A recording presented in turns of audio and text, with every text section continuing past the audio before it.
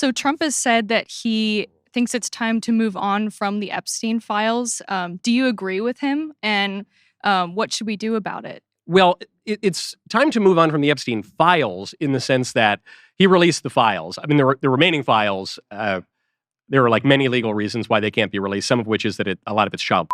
But he's released 3.5 million of them. We know a lot, and there are redactions for all sorts of reasons. But I agree it's time to move on from the files because the files part has been accomplished. What I want to know with Epstein is a consistent question, which is, I don't need to know all the lurid details. I would like for there to be justice for the victims, if there can be. I want to separate the credible claims from the false claims, some of which have been proven. But what I want to know is, who was Epstein working for and for what purpose?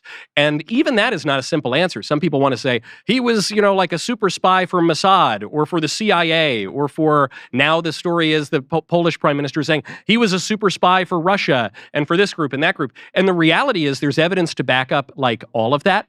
And it's very unclear what his actual mission was. Furthermore, the claim that he was a spy makes people think that he was James Bond, training at Langley or something, on a mission to. But I don't think that's really what he did. I think he was a dodgy influence peddler who collected connections and greased the wheels of government and business and politics around the world. And so I want to know what that is. I want to know the machinery of the corruption more than I want to know the lurid details. That needs to be pursued. That we need to continue to follow.